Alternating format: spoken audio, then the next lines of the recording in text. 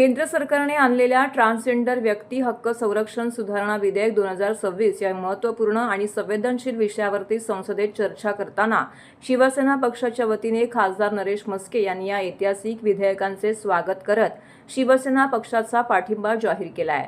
समाजाच्या मुख्य प्रवाहापासून वर्षानुवर्षे दूर ठेवलेल्या ट्रान्सजेंडर बांधवांना सन्मानाने जगण्याचा अधिकार मिळवून देणं ही काळाची गरज आहे।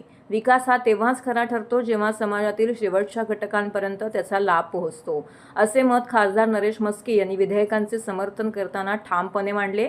यावेळी उपमुख्यमंत्री एकनाथ शिंदे साहेबांच्या नेतृत्वाखाली महाराष्ट्र सरकारने राबवलेल्या महाराष्ट्र ट्रान्सजेंडर धोरण 2024चा खासदार नरेश म्हस्के यांनी विशेष उल्लेख करत राज्य सरकारने घेतलेल्या निर्णयामुळे या समाजाला विविध शासकीय योजनांचा थेट लाभ मिळत असल्याचं सांगितलंय। ओळखपत्र, रेशन कार्ड, निवास प्रमाणपत्र यांसारख्या मूलभूत गोष्टी मिळवताना येणाऱ्या अडचणी दूर करण्यासाठी केलेल्या उपाययोजनांमुळे त्यांच्या आयुष्यात मोठा सकारात्मक बदल घडत असल्याचं खासदार नरेश म्हस्के यांनी सांगितलंय। या विधेयकातील तरतुदींमुळे ट्रान्सजेंडर व्यक्तींना त्याच्या घरातून किंवा समाजातून हाकलून देणं, सार्वजनिक ठिकाणी जाण्यास अडथळा निर्माण करणं किंवा कोणत्याही प्रकारचा भेदभाव करणं हा गुन्हा ठरणार आहे। तसेच शारीरिक, मानसिक, आर्थिक आणि लैंगिक शोषणाविरुद्ध कठोर शिक्षेची तरतूद करण्यात आल्यामुळे या समाजाला सुरक्षिततेची नवी हमी मिळणार असल्याचं खासदार नरेश म्हस्के यांनी सांगितलंय।